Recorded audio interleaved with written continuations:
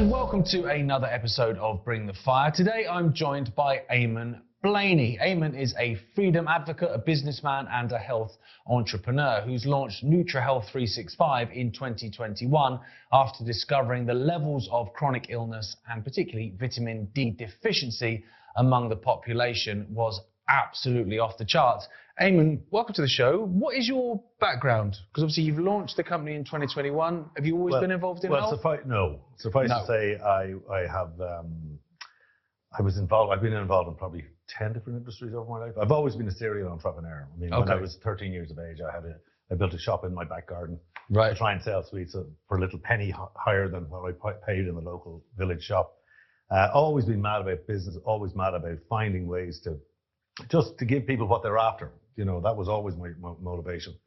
Then in latter years, I did a business degree and master's in Trinity, and I'd been working in the motor industry. I was running a CEO of a mining company out in Oman. Wow. On the Dubai-Oman border. What was that mining? We were just gabbro, as it's called, gravel. Right. Oh, okay. Oh, Gravel. gotcha. We weren't mining gold or anything like that. No. So I've done so many things, but to me, it's all the same. It all comes back to the one thing: how you treat people, and to provide them with the very best solution to whatever their problem is. Right. Simple as. And if you keep doing that religiously, you should succeed. And whether that's what you're doing in information, or whether it's someone selling widgets or somebody selling supplements, whatever it is, just be the best. And this idea of the quick buck or the easy win, you know, for I'll get loads of money if I do this. Yeah, you have to sleep with yourself, you know, at night. And, so what's the point? What's the point? I made my money doing ripping people off. Not a great way to be, you know. No. A lot of people have no problem with that. I would have a major problem with that. I also think in many ways, especially now where, you know, receipts are all over the internet in terms of who people are. Yes. You know, it's that whole kind of, you can't hide. Yeah, and also it's like you can fleece the sheep as many times as you want. You can skin it once. If you're out there ripping people off, in the the end, people won't come near you. But it's just, I think it's so as much a personal ethos. I would honestly prefer to live penniless on the side of the road than be involved in a business that I didn't feel good about. And in fact, the actual truth of that is I had a real life example, because when I came back from the Middle East, I didn't know what I was going to do, because there's not an awful lot of mining jobs available at CEO level in Ireland. And so I decided, because I have a massive passion and interest in cars, that I would, and I had a huge I bought my first computer in 1981, Sinclair ZX81. And my father, God rest him, said to me at the time, he says, what in the name of Jesus are you wasting your money? You worked all summer and you bought that thing. What's that for? And I just said, I think they're going to be big in business. Now, unfortunately, I didn't buy shares in Wang or anything at the time, because if I did, I'd be a multimillionaire at this stage. But I started a business that was designed and set up a really nice website designed to manage social media for motor industry, for people, you know, garages and things like that. Because if you go back, say, 10 years, that wasn't as slick or as easy as it is now. I mean, now it's not that complicated, and there's lots of people doing it, but back then there wasn't. So I had actually spent, I don't know, I did a degree at the time in digital marketing and design. And then I launched the website, built the website myself, did everything all set to go, got everything printed up, and here we go. And the very first day I went out, I went to a local garage, and I stood there after making an appointment to see the sales manager, and sort of explained what I was doing. And in an instant, and it's amazing, I mean, I'm a confident person, but in an instant, if it was a hole in that ground, I would have jumped into it. Really? Everything I knew in terms of confidence or belief in myself just left me immediately. And I'm going, I couldn't get, and I basically nearly made my excuse, made me a little pitch, and went back home. And that really rattled me, because I wasn't used to that. And I gave it a long consideration for probably about a week or two. And eventually what I figured out was, if I was to become brilliant at that, really, really good at this, because that's the only place you want to be. Yeah. You want to be as good as is possible, certainly as possible as you can be, and hopefully as good as anybody else. If I was that good, well, then I'd be in a position where I was persuading people who know less than me to make a very significant purchase for something that is not necessarily suited to them. So I'm being effectively incongruent and dishonest, Because if I'm brilliant at what I do, I could get you to buy a pickup when you came in for a Fiat 500. Yeah. And I just went, that's what it is. I know that I can't do this. Now, some people might say that you're probably taking it too far. You just need to make a living. But I don't go at anything with a sort of an attitude about it's about making money, or it's about getting by, or it'll do rightly. It's not. That's just not my type. You go full bore, maximum attack, top of the bus, give it everything, and let's see where it lies. And if you don't succeed by doing that, well, you're probably in the wrong business. Yeah. So what did you do at that point then? Oh God, I think I nearly went into a fit of depression. I'm seriously, I started then, picked myself up and decided I'm going to have to get another job, like a job, with somebody else. I was always self-employed, bar one or two stints in my life. And I wandered around aimlessly trying to figure out what was going to come next. And, then, there's opportunities present themselves, and then I met somebody and they did this, and then I got what they call a good job. And that was all good. And then they sold that company, and then everybody was replaced. And, it's been a roller coaster. I mean, it really, really has. Now, in one sense, I would say, I'd nearly say if I had children, I would probably say to them, tell you what, get into the public service, civil service, get your head down, stay there for 20 years, and then come up and start your business. Because one thing, you'll have a very rock solid pension. And two, if you're any good, you'll rise right up to the top, because there's a lot of space at the top for competent people. And, going it alone, it's difficult. Yeah. It's really difficult. And at the end of the day, there's no safety net, really.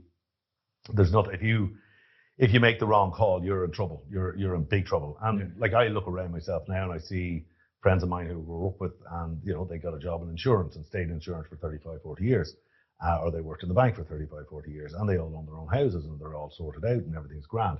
But then I look at people like me who took the road less traveled, and a lot of them haven't got an arse in their trousers. Now, that being said, I've lived exceptionally interesting I was going to say, what life experience though? Well, here's the thing, you see, an awful lot of my friends have been giving out to me, or not giving out to me, saying, geez, well for you. Because I mean, I've been an avid photographer, among other things, and I've photographed from all over the world. And I've been in such amazing places, and they haven't, Yeah. And the thing about it is, well, that's understandable, because like, you were at home, rearing a family, paying all those bills, working in a job where you got X amount of, weeks or hours off in a year. And I said, I didn't have that. So I went off and just tore the arse out of life and really enjoyed it. And the very first time I got a really proper job in a corporate environment, I had my head down and was business development manager for a technology company. At the time, we were putting video onto mobile phones. And this was cutting edge. Nobody had done this sort of properly. Right. And we had this technology, the company had developed in-house. And I remember after 6 months or so, I remember going into my boss, Malachy, God bless him.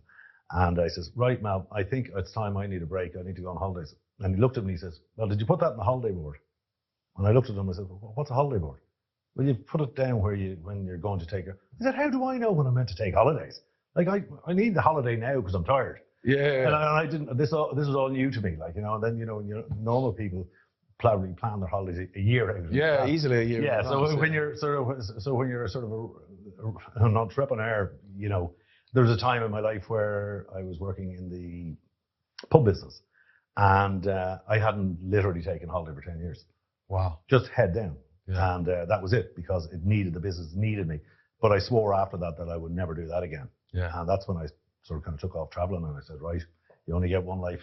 Well, that's the thing. I think some of it's about balance as well, isn't it? Yeah.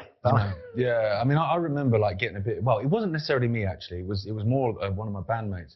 We were from the Isle of Wight, lived on the Isle of Wight, and we went back for a weekend. Like, we were off touring all the time, and I remember him in front of me, but him getting collared by some guy that he went to school with. He was a year below me, who had done the estate agent thing and gone and made money and like commission and all this kind of stuff.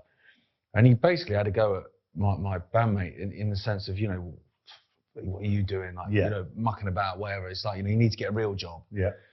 And I remember piping up, and I was saying, well, yesterday, like, we were sat drinking beer on a pedalo in the River Dee in Chester, and then we went and played a gig, and it was great, you know. And I had great fun. Yeah, and you showed someone around a house that you can't afford. Like, there's balance. I understand you're more set up now. Yeah, it's. But I had a laugh. That's the point. I mean, what's life about? Yeah. And I don't know. I mean, I think I'm now I'll be 62 this December. And I think now it's time to sort of cop myself on and settle down a little bit. Yeah. Because I've done everything I kind of nearly wanted to do. And when you mentioned the Isle of Wight, I mean, I've raced around the Isle of Wight race. We came 62nd out of what? 14? Was this yacht racing? Yes. Yeah. Oh, you've done that as well? Oh, yeah. Jeez, Oh, yeah. That. And rally driving and, other stuff, things keep you interested. Mate, that's awesome. In terms of the health stuff, though, it's funny because obviously the vitamin D deficiency thing, I found that sort of pricked my interest because that was something I was seeing early doors in terms of COVID. Like, people were really scared and whatever. I wasn't frightened. I was thinking, like, there's something at play here. What's going on? But I remember just saying, I think I did it on Instagram. I was like, look, if you are worried about something, that's fine. I ain't going to judge you. Why don't you try boosting your immune system? That'll help. Like, this is what I do, and part of it was vitamin D. I take vitamin D supplements, particularly in the winter where you're not getting as much sunlight, whatever. And it was fact-checked by... And I remember, like, I'm aware of being fact-checked on political views and stuff, fine, but... You think this is about health? You think but you also think everyone knows that. Yeah. That's mad. But during that COVID period, there was no pushing of genuine health for people. No. The solution was lockdown, masks, the 6-foot rule, and take a vaccine when it's available. That was basically don't come out until it's ready.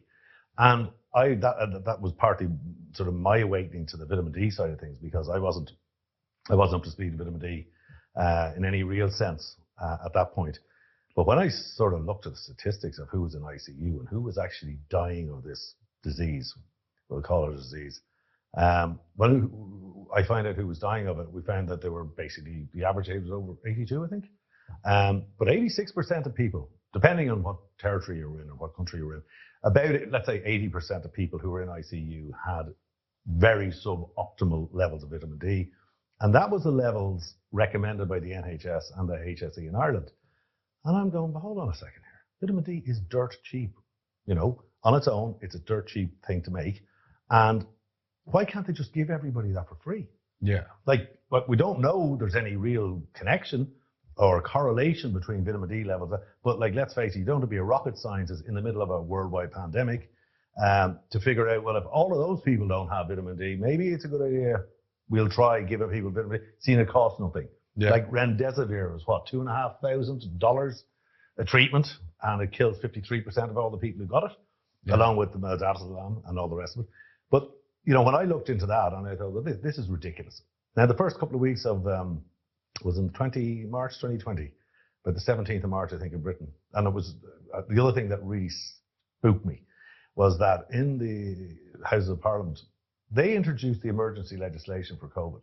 Yeah. It was something like 2,700 pages of legislation, right? And rules and whatever else. And I'm going, I know enough about politics. I'm around it long enough. 2,700 pages of legislation would probably take about 10 years to put together. And they had it in a drawer. Yeah. And it was overturning over 30 years of pandemic protocols, which were developed by the World Health Organization. That was all just binned. And here we go. And it was passed by a huge majority in the House of Commons. Done. Yeah. And I'm going, that doesn't make sense. There's something wrong with this. So from the sort of very start of the whole scam, first 2 weeks, I thought this could be dangerous. This could be serious. We could be in trouble, proper in trouble, because it's always possible that some mad disease will break out and we'll all be wiped out. And it could have happened 50 times in the history of the earth. We don't know, So this could be one of those moments, and it's game over for a lot of us. But after 2 weeks, when I saw this sort of really nefarious behavior of governments and the synchronicity of it, that every government around the world all agreed in the same week to all implement these absolutely baseless protocols and throw away the 30 years of proven pandemic preparedness science. I'm going, hold on, this just isn't this is not what it appears to be. No. So then when I looked at the vitamin D thing, then I said, well, I'll tell you one thing I'm going to do. I'm going to get me some vitamin D, and I'm going to make sure my levels are right up there, because whatever it is, I want to be, as you say yourself, get your immunity system sorted out. But then the more I looked into it, the more I realized that vitamin D on its own, it's not enough. You need to be taking ionophores like zinc, quercetin, things like that, to get it into your system, to actually get it into your bloodstream. And then it's fat soluble. And so therefore you need to sort of take it with food so that it actually gets into your system. And then you need these other things that we have in our product to get it into your bloodstream. But I was buying all these individually. It was costing me 135 quid a month. And I'm going, this is madness. And then I came across Dr. Zelensko. No, hold on, I definitely got his name wrong. I hope it's not Zelensky. No, it's Zelensko. I just mad. I've forgotten that. But anyway, Dr. Z, as he was known, he came up with this protocol. And it's effectively what we have in, and that's where it was based, ours was based on. But the more I researched into what he had proposed, what he didn't have in it was vitamin K2. And if you're taking relatively large amounts of vitamin D, you kind of need to have K2. Otherwise, it doesn't actually, any excess vitamin D, it can cause calcification of arteries and things like that. You don't want that. But if you have K2 with it, it'll actually divert that excess vitamin D into your skeleton or your teeth, you know. And I thought, well, why doesn't he have it in it? It's mad. And they're still selling it today, you know, and it's called Z-Stack. And it doesn't have K2 in it. And I just don't understand why. So I decided, I'm fed up paying 135 quid a month for it, for buying all these things. And I'm going to see, can I find somebody who's got what I'm looking for? But nobody's making it. And there is nobody still making what we sell. And I decided I'd look into it. So I just went head and ears into it. And because it was locked in, at the time I was working in the civil service, I was working remotely. So I was able to, you know, I could work during the day, and then in the evenings I could be just head and ears into doing the research. And eventually it took us 2 years before we got from, I've got an idea, to that's for sale. You know, I think the first order was the 13th of October 2003. So like we're only around, relatively speaking, a wet day. But thankfully we're making progress. We're making progress. You know, it's very hard to compete with the big boys. It's also very hard to get any real traction in terms of the I'm now, would say, a vitamin D evangelist. I think you cannot be healthy unless you have sufficient level of vitamin D. I'm utterly convinced by that.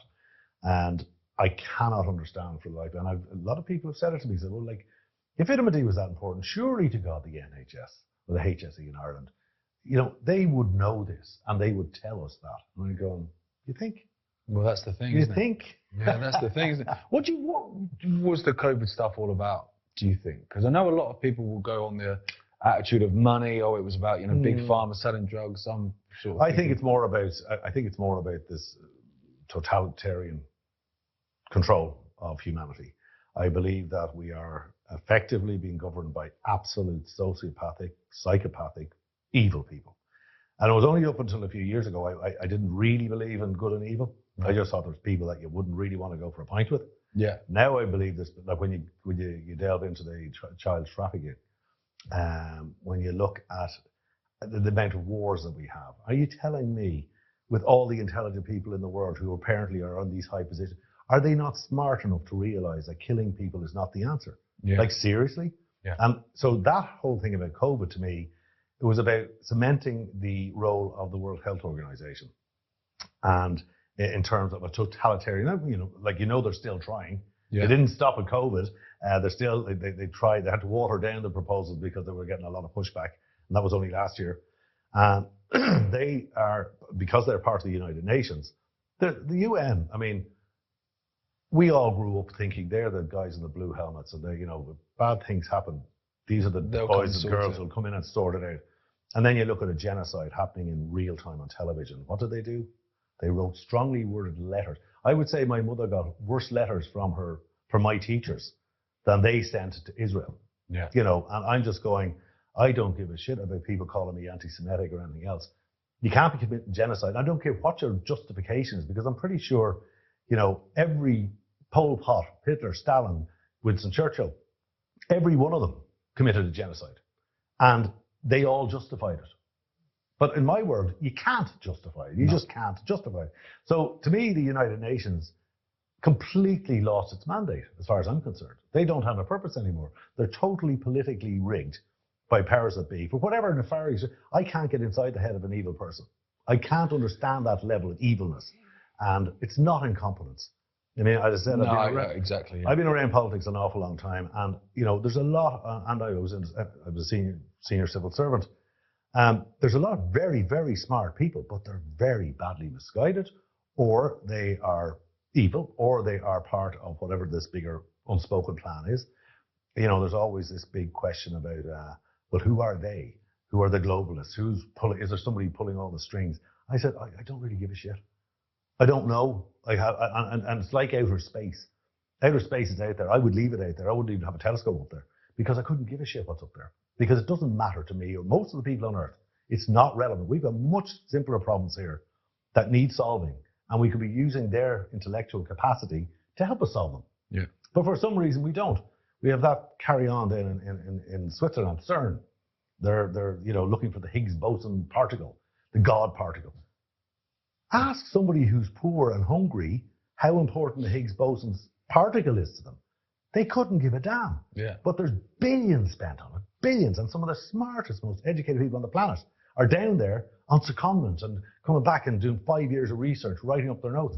And I'm going, you're not doing anything for humanity. I call it actually an intellectual masturbation. That's what they're at. And the same goes for NASA, and the same goes for NASA as far as a cover for just war machine research. That's all it's about. Elon Musk is going to Mars. No, Elon Musk is developing propulsion systems for missiles. That's what he's doing. And he's covering it as we're all going to Mars. Like, come on, guys. Yeah, it explains all the CIA contracts. Well, this is the point. Sure. Yeah. There isn't a company he has that hasn't received tens of billions from the US government. That's not coincidental. I thought he was an outsider. I've heard he's one of us. Oh, yeah, he is. Yeah, he is. We'll see. That's mad. So in terms of the health aspect of it, because I agree with you completely, right. Do you think it's a case of it's absolutely a control mechanism, but it's also, in terms of the WHO, the pushing of not just vaccines, but the drugs and stuff, and the amount of kids that are, want Ritalin and all this sort of stuff. Oh, yeah. That it's actually about having a sick population. Absolutely. Yeah, I do believe that. I do. Yeah. Well, I think really what it appears to me now is it's about dependency on the government. You have to be dependent. I mean, if you look at the World Economic Forum and that bunch of nutcases, and, why is it that the BBC and all the other major stations all go to Davos every year to watch what a bunch of incredibly wealthy people and incredibly powerful people all coming together in secret? Yeah. And it's for our good, is it? Yeah, really? Of course it is, yeah. Tell me about it. Let's see the fruits of their labor, because I haven't seen it. If you see the amount of the sort of the monopoly that Google have, Meta have, X have, Palantir have, Oracle have, this is not serving humanity. No. This is just simply not serving humanity. And how much money is enough for them? It's never enough. No. How much power? Never enough. How much control? Never enough. So I see this thing about health. It's a way of course, the other side of it, though, you have to be aware of it, is the depopulation agenda, which has been going on for decades, over 150 years. The Malthusian sort of way of, let's reduce the population down to 500 million people, get rid of the useless eaters, and the wealthy and can use the rest of us to keep their lives going. A few wealthy, a few worker bees, jobs are good. Does it sound a bit like the 16th century? Feudalism? That's exactly what we had. And when you look around and you look, and I mean, I was only saying this to my partner the other day, about, you look at the some of the buildings, these, like our Parliament, for example, was a house belonging to, I think it was Lord Leinster. He was appointed by the British, Lord Leinster. And this huge, amazing building. And every room, just a work of art. They had that wealth, and there was people dying of starvation, literally 300 meters away from where they were. Yeah. It didn't matter. Like, same in our big parks, you these huge big houses. And I was only walking in one last weekend, and we were looking at what they call the follies that they built. Oh, they were going to build this bridge that goes over the little river, and it's intricate now as Westminster, And you're going, and that's just in its back garden. Yeah. And you're going, how much money did they have relative to everybody else? So nothing's changed. Elon Musk is the same. Bill Gates is the same. And I don't know if there's any real hope for humanity. Are we always destined to live this way? And my great hope is that AI is actually going to break us out of it. And a lot of people will go, well, that's a bit of a weird idea. Go on, though. Explain it, though. Well, I think, I know this might sound terribly arrogant, but I'd be surprised if you disagree with me. If everybody knew everything that I know and I'm aware of around the world, they would probably approach how they view the society they're living in differently. They would see things that they haven't seen heretofore. Yeah, I mean, you could apply that to, I don't think that's arrogant. If you've been to more places than most, you will have seen more things than most. Well, but having said that, it's like if I knew as much about soccer as a professional soccer player, I'd probably have a greater appreciation for the game. It's just knowledge is power. Knowledge is everything, and that's why, when the arrival of the Gutenberg press in the 17th century, that the church went ballistic because, my God, people are going to get knowledge. We can't have that. We're the custodians of the truth. And I'd love to see, if I would wish, I would love to have about a week downstairs in the Vatican. They have 2,000 years of contemporaneous records. Yeah. And I would say, what secrets are down there must be phenomenal. But go back to your question about AI. I think that AI is going to enable normal people, just people who are, they've got their head down, trying to make a living, provide for their families, working hard, trying to get out of just above the level of subsistence, which an awful lot of people are at.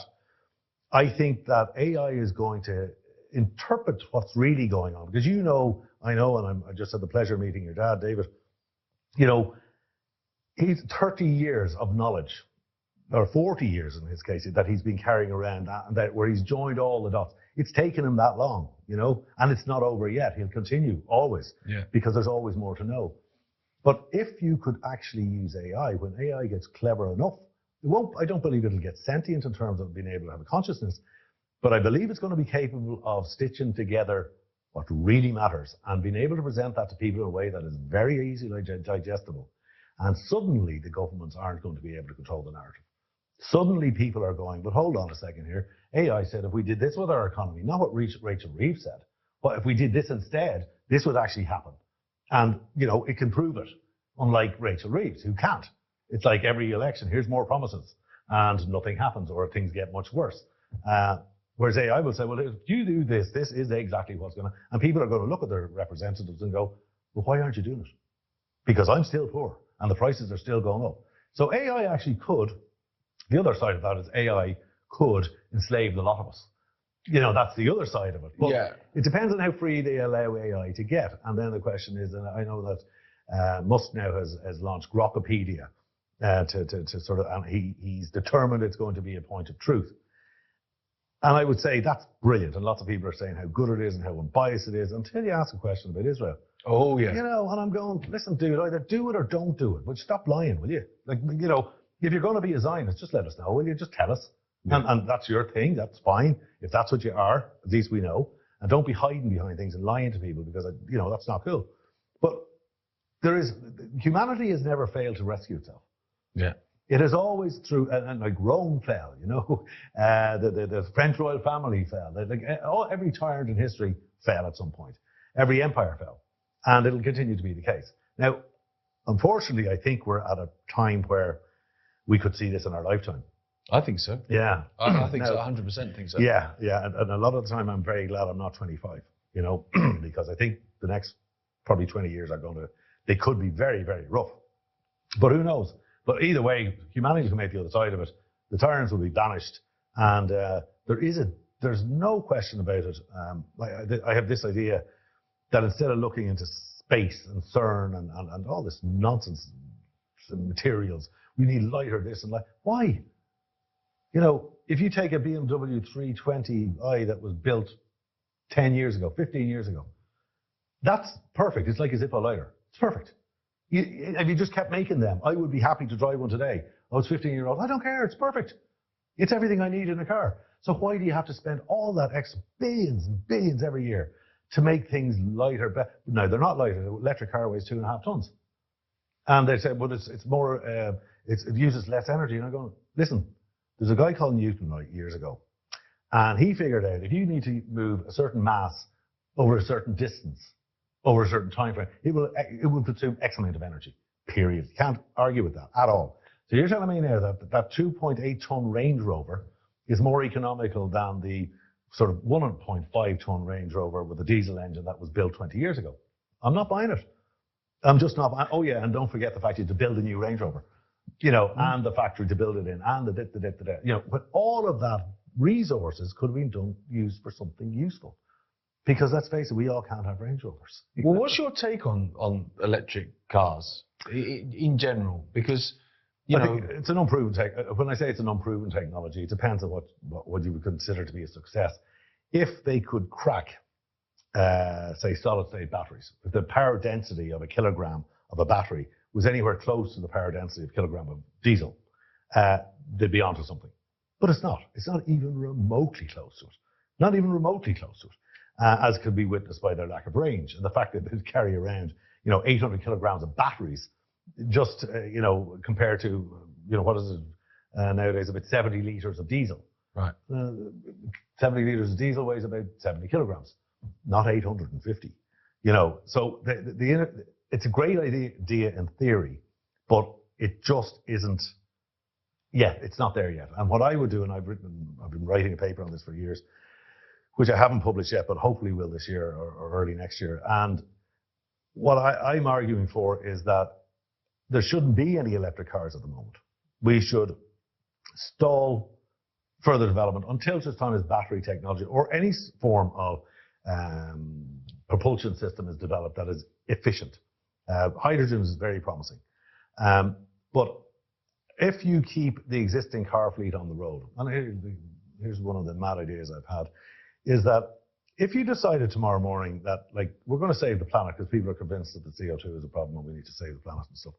I'm all on for a clean environment, but I'm not all on for this CO2 nonsense. Yeah, I'm the same as you. Yeah.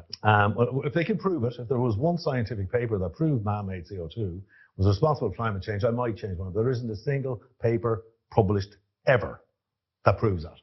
And that's a fact.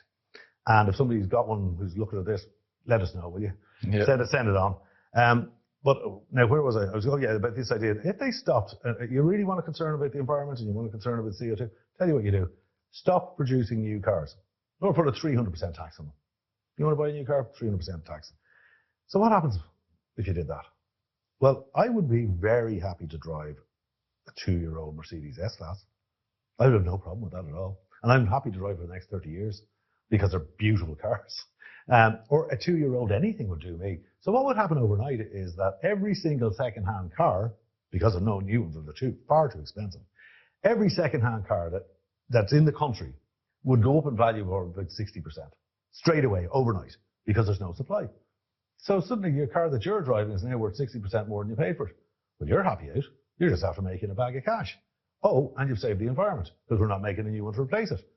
And we're not binning the one at the end of its useful life because it's not economical to repair. Because I remember a time when I used to stand outside a garage looking at the mechanics fixing cars.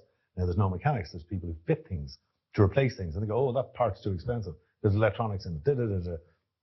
We could fix and keep on the road cars that, I had a Mercedes E2, what was it, an E220 diesel, and it's 200,000 miles on it. And I just bought it, and I paid very little for it, and then I just changed all the suspension, all the brakes, did everything, and I just got it to NCT last week. It's perfect. It's nearly 20 years old, but it's a great car. Where's the logic in this? This new Mercedes E-Class replacement that's electric power, costs a fortune to develop, uses huge resources, the battery, the rare earth minerals, all that. Where's the sums to back this up?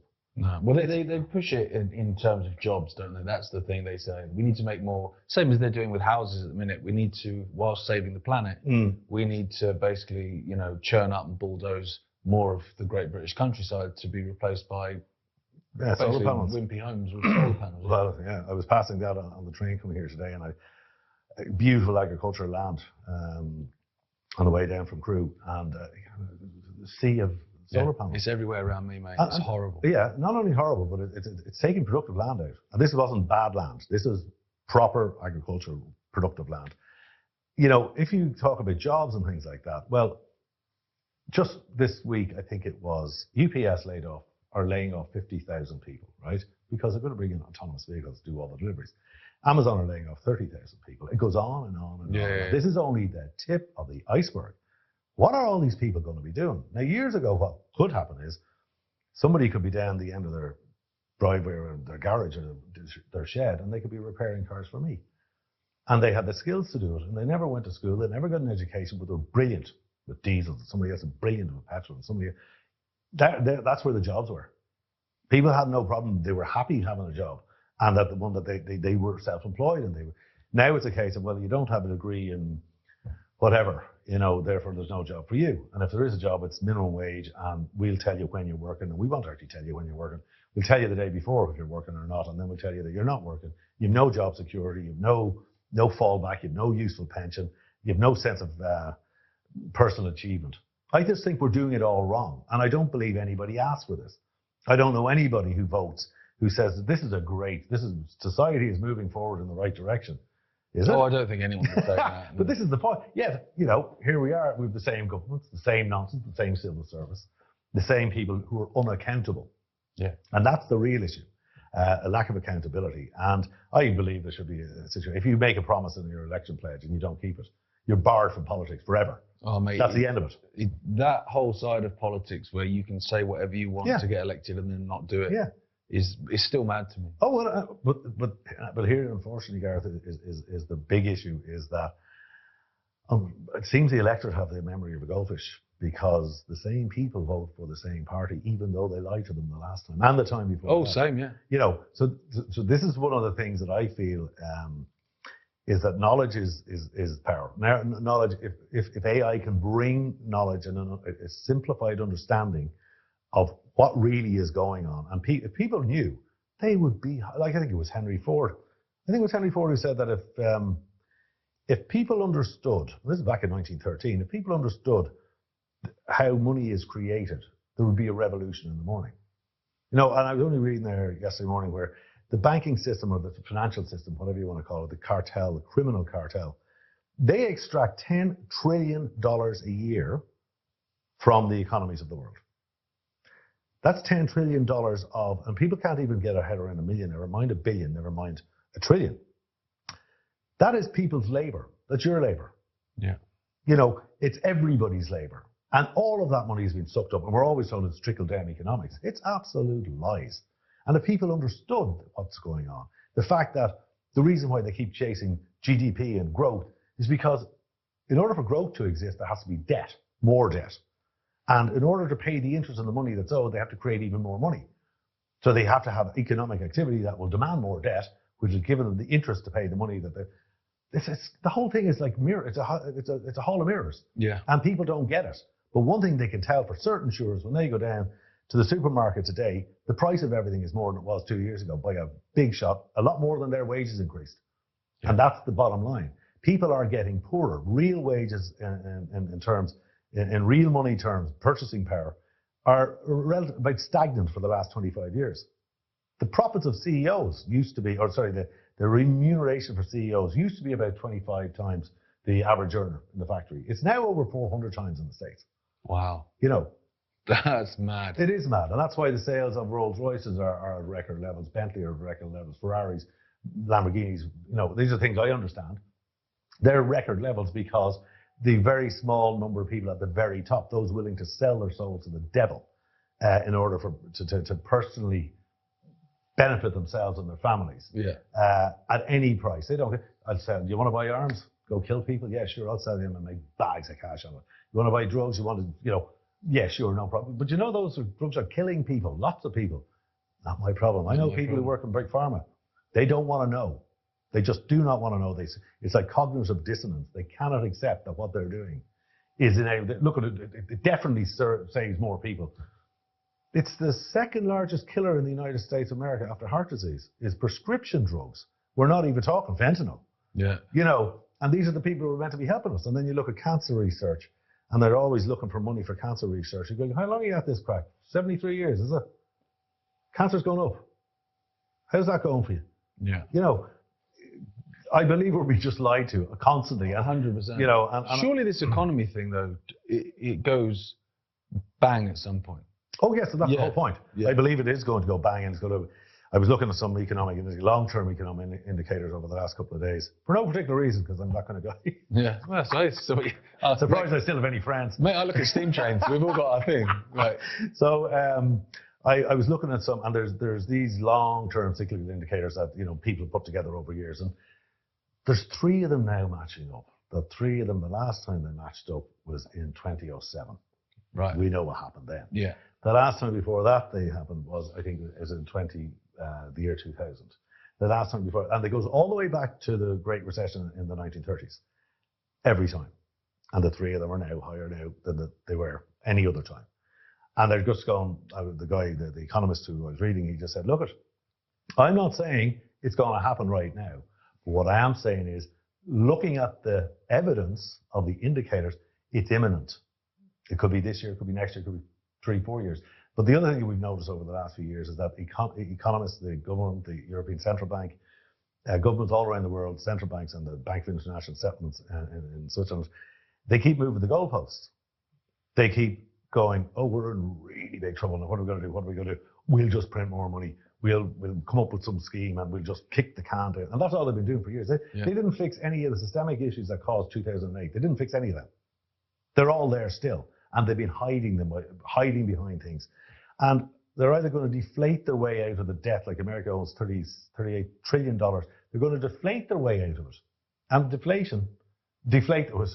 going to get their way out is inflation, monetary inflation. So the price of everything for all of us goes up, and their debt goes down, relatively speaking. So the whole thing is, it's just all, it's charade. The whole thing, it's a Ponzi scheme, and it is going to blow. There's no question it is going to blow, and it is going to blow in our lifetime. Now, what happens as a result? Who knows? I think there could be a revolution. There could be a revolution, certainly in a lot of countries. I hope so. And when you start looking into that, then what is the potential downside? Is, say, for example, nobody's getting paid because there's no money, because there's been a crash, and suddenly the lads and the girls walk out of the power station. Now there's no electricity in London. That means there's no fridges. There's nobody driving the trucks. There's nobody delivering the food. 14 million people, they're getting hungry. How's that going to pan out? And now we're talking 3 days, maybe 4, and you're going to have absolute anarchy. And then what happens? Yeah. And if you look at this as a potential scenario, and then you look at the militarization of all the police forces around the world, in the Western world, you see some of the kit that these guys got now. They look like Robocops, and they've got armored personnel carriers, and I'm sort of going, they're prepping for something. I wonder what that's about. I remember bobbies used to walk the beat. They didn't have a gun. They didn't have a shield, and the police car was just basically your family car with a blue light stuck on top. And that was all they needed, and they kept order. The Fiesta. So what's happened, and where's it going? And is this the society that we wanted? Now I know all this is an awful long way from freaking supplements, but so how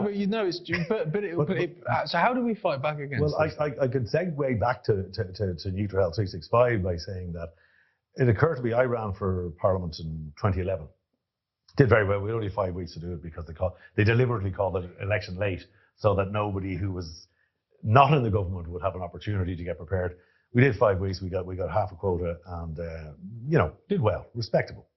But after that, and not getting elected, I thought about, well, if I did get elected, where would that leave me? I'd be in there sort of shouting and roaring into the Parliament, and I would certainly say only half the people in the constituency voted at all, because the other half couldn't be bothered. And then of the 50% who did vote, 80% didn't vote for me.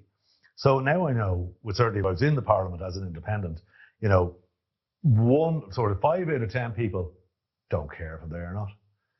4 out of 10 people absolutely don't want me there, and only 1 out of 10 wants me there. So I said, I wonder how much coverage I'm going to get, and how much change am I going to make? I thought very little. Yeah. So then what I got to thinking was, the 2 things that are critical for societal change. One is people have to be healthy, mentally healthy and physically well. And if you're going to be mentally healthy, you have to be physically healthy. It's very hard to be, if you're sick all the time, it's hard to keep your head together because you get depressed and you get upset and you have down days. And so to me, it all tied in that health, mental health, physical health, and knowledge. And if you can pull them together, at least you're doing as much as can be done. So the very first direct debits we ever set up in our business was to independent media. And we did that specifically because of this idea that if people knew more of the real truth, not the propaganda that you see. And it's not even that the BBC and RTE and all these other, TV channels. It's not that they're all pumping out propaganda, because people are saying, well, if they were, I'd see it. It's not that what they're putting out; it's what they're leaving out. Yeah. It's what they purposely don't cover. For example, yesterday, or it would be a week or so ago, the hurricane in Jamaica, and it was incoming and all the rest of it, and it did really downgraded to category 3. I watched Sky News, GB, News GB, ITN, Al Jazeera, and I watched the 1 o'clock bulletin. For the first 7 minutes, and I counted them because I was flicking between them, for the first 7 minutes, 8 minutes in the terms of Sky, nothing else was mentioned. I mean, nothing else was mentioned. Now, there was 3 people died at this stage, tragically, in Jamaica. In the same 24 hours, Israel murdered over 100 people in Gaza in the middle of a ceasefire. Yeah. That got 20 seconds on most of them, 15 on one, 20 on another.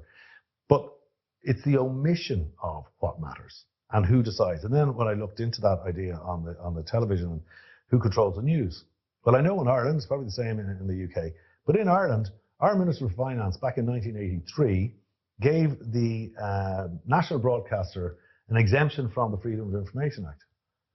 So you're not allowed to find out what the criteria is for what makes it onto the news. You're not allowed to find out who actually wrote the script for the news.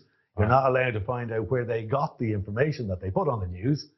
But when you see that sort of synchronized coverage of a storm thousands of miles away, and then there is much more serious things like Trump is just sending an entire flotilla off the coast of Venezuela that looks like he may invade the country. I would say that's pretty serious. Yeah, I would say what's happening, breaking a ceasefire, which apparently has been agreed by Europe and the UK and the US and and all the Middle Eastern countries, breaching that ceasefire, and they read out an Israeli statement saying that, well, they were attacked by Hamas. They didn't read out anything from Palestine. No, they won't. They won't, and this is what I mean by omission. It's all by omission. So I realise that you can't trust the powers. You're not going to change them either. There's no way there's going to be a march onto the BBC and we'll all storm in and then everything will change. That's never going to happen. The only way we can change it is that we have to take ownership. We have to take responsibility for what we know. We have to pay attention. You've got children. Their future is literally in your hands. As well, I'm sure every single day. Yeah. But in terms of developing an interest, and people go, look, I'm up to my eyes. I've got 2 kids and 3 kids. I'm doing, haven't time for any of this. No, it's okay for you. You know kids. But that's intentional. You get people on the hamster wheel. But you don't blame them either because no, they've been conditioned. Yeah, they've been conditioned, and they are struggling literally. Can you I don't know what it's like, but I gather having a young child is not good fun. It's a full-time job. It's a full-time job. Yeah. And it does keep you awake at night with certain things like of course how I'm paying for this and all this, and lots of people are going through, like the vast majority I'd say are going through that at some point. They don't really have time. You know what I mean? But Jesus, I wish they would just make the time to listen to some of the alternative media. Just try, because people, I'm convinced of it. People will spend infinitely more, if they're fortunate enough, infinitely more time planning on where and what they're going to do on their 2-week summer holiday than they do about who they're going to vote for. And then you wonder why we're in the shit that we're in. To me, it's not rocket science. So my company decided from the very start, we're going to, and to this day, we give money every single month to lots of different people who are in independent journalists or media organizations. So what I'm doing now, going back to the original thing about when I set up the social media company for the motor industry, now what I'm doing for a living is I'm helping people to become healthier. I'm also helping them to find or to fund sources of knowledge, let's say independent knowledge. Like there's people, I'm sponsoring one person I won't mention, but they've never acknowledged that I sponsor them. I don't really agree with a lot of what they say. But who am I? I'm not here to judge who's right and who's wrong. If I think they're entertaining or they have a bit of a following and they're, why not? They deserve a space. And I know that they were a mainstream journalist, and I know that they have a family, and I know that's the only form of income they have. And I'm going, well, look at, you've got the courage to go for it, and you deserve to be supported. And if you're full of it, you'll be found out eventually, and that'll be the end of that. So, you'll have to get a different career. But I believe that now being able to help people be healthier, making them more aware, and if you go onto our, like on our website, you'll see the amount of research that's there. It's a lot. And the papers are all cited, all the literature and all the rest of it. But most of that can't be trusted, mind you, either. But given all that, and given the fact that we are promoting people to tell, let's say, find other sources of media, as an individual, having tried to run for Parliament, have been on the periphery and involved in politics for over 40 years, 50 years, this is the best I can do as an individual. And I just want everybody, the very least they do is just at least pay attention to what is going on, because the prison that we are having built around us, unknowns to us, is scary. And digital ID is, as you well know in the UK, it's a very nefarious thing. People go, I've nothing to hide, you know, I don't worry about censoring me, doesn't matter because I've nothing to say. Well, really? The question is... But you might have one day. Oh, you will. Yeah. You'll make no mistake about it, because what, you're going to trust these people to get to a level where everything's hunky-dory and just stop? Yeah. Have a look around any city in China at the moment. You will see like hundreds, it's kind of like Philadelphia with the fentanyl addicts, but you'll see hundreds of young people who are living on the street because their social credit score isn't what it should be, because they didn't do what they were told. And they jaywalked and they lost credits, and they shouted in public or something and they lost credit.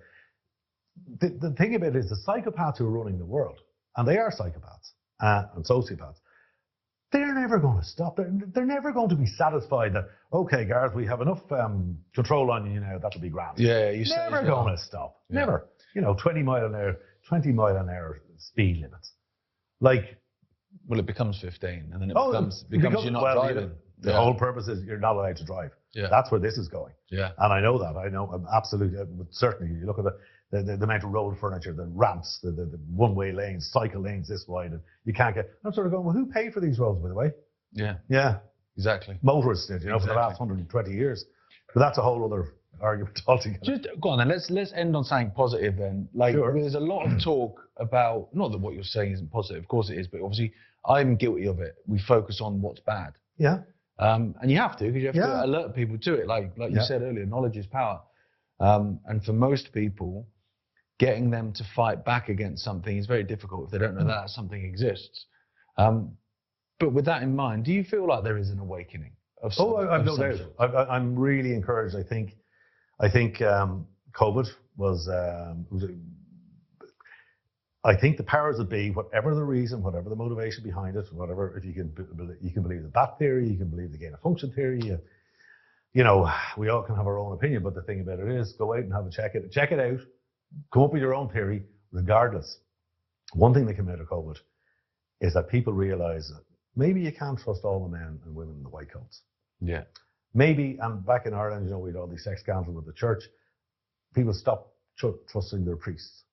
The centres of where the absolute, unquestionable centres of power, they're all being toppled by their own, stupidity, for lack of a better term. But they are disappearing, and people are beginning to sort of go, well, hold on a second here. The amount of people I know who years ago would have called me mad as a brush, and no harm to your dad. God, I remember, because I'm around the same age as your dad, and I remember when he went off the BBC or whatever it was, and the vilification he got, it was staggering. And everybody's, oh God, Jamal, they're not kind of saying that anymore. You know what I mean? And I see normal people who are saying to me, well, Jesus, I tell you, I'm not taking any more vaccines. And there's no way. Yeah. Because you know what? I was really sick with the first one. I was even worse the second one. And all my friends were sick too. And they keep getting COVID. And I said, well, I never got the vaccine. I never got it. I never got COVID. I think I did get COVID, but it didn't bother me because I was up to my eyes in vitamin D. And I think people are beginning to realize, and that's a really positive thing. And it doesn't take a huge amount of a population. I think it's only about 15, 20% of the population, when they become aware, suddenly society can take a huge shift. Yeah. I am 100% confident that will come out of all this. And I think when I look at the governments here in the UK, look at the governments in Ireland, the two-party state in Ireland, two-party state here, two-party state in the US, they have surrounded themselves and built such an edifice that has never been challenged, that they're convinced that they're all right. They're convinced that the people are too stupid. They're convinced that they'll never do anything. They can't touch us. And I'm going, really? Yeah, wait for it. You just wait for it, because I tell you, people, my father, God rest him, who was in politics for 50 years, he said to me, he said, listen here, son, the people aren't half as stupid as politicians think they are, because once they get an idea in their head, you want to watch out. And I believe that's what's going to happen. I think people have had enough. I think back in the day when we were young, you know, the churchman had the biggest house in the village. The banker had the second biggest house in the village. The lord had the other biggest house in the village. But the difference was back then, you were allowed to live your life. The bank only took about maybe, you know, certain percentage. They didn't get greedy.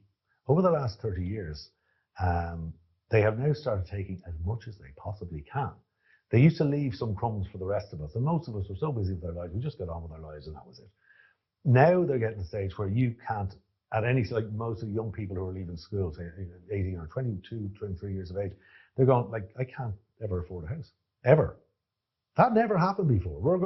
These will be the first generation of people who are poorer than their parents were. Yeah. The first generation. Now, if you call that a success, you know, the people who kept these monolithic parties in power are older, generally speaking.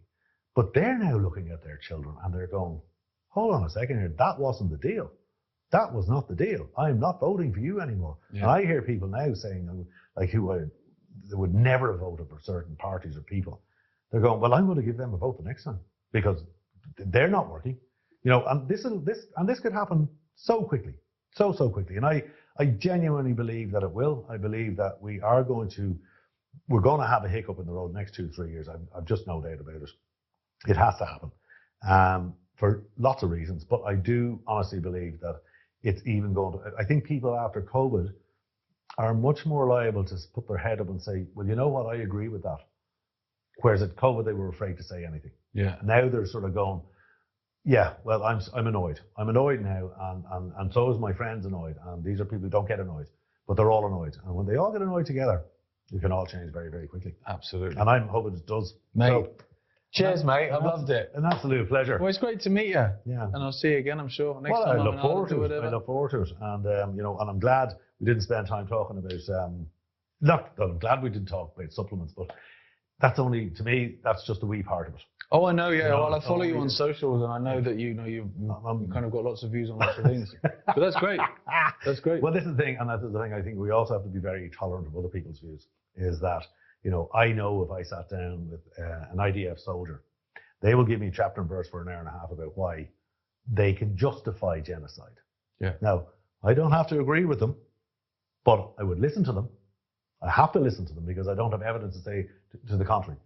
And we have to listen and we should be tolerant because people have got to the stage, particularly in the States, we're talking about left and right, pro-trans in the women's toilets, not trans and if you don't agree with me, well, I hate you. Yeah. You've got to stop that nonsense because everybody has an opinion. There is grey. There's variations. There's subtleties. We can agree on most things that matter. I want your kids to grow healthy. I want them to be safe. I want them to be educated. You know, can we agree on that? Sure. Yeah. You'd agree with my view about something else? No, I totally disagree. That's okay. Which is more important? Well, my view about this or your kids' well-being? Yeah. Your kids' well-being. Yeah. You know, it's about priorities. Yeah. And that's what I think, you know, we need to be just more tolerant. Arguments, and I mean, you know, like I'm obviously an Irishman, like going to the pub and having screaming rows was good. It was normal. That's how you learned. Yeah. Now it's like, you can't say that. Yeah. That's hate speech. They're going, no, I just disagree with you. Yeah. But it's also the repercussions of it. In the old days, you could have a row or a disagreement and then you go, yeah, I think you're an idiot, mate. But yeah, you're around. But what are you having? Exactly. No, and that was it. Yeah. And you realise that well, look at his politics, he's completely mad. But didn't make him a bad person. He just didn't agree with you. Yeah. And that's it. We need to get back to that. We 100%. need to get tolerance. Tolerance is critical, and a bit more education in terms of what's really going on, because they've done a great job. They've got all the tools. We don't have them. You don't have the budget of the BBC exactly. or CNN or any of the rest of them, or Meta or Google or any of them. They have unbelievably smart people, unbelievable resources, huge amount of money, which they've got from us. And they are using it against us to further their aims. Yeah. All we need to do is just come together, be tolerant of each other, respectful of each other, have the fucking discussions, and let's learn. And then let's go for them. Absolutely. Nice one. Cheers, Eamonn. Thanks, Not at all. And thank you to everyone at home for tuning in. We'll see you again next Sunday when we bring in the fire once again. Good day.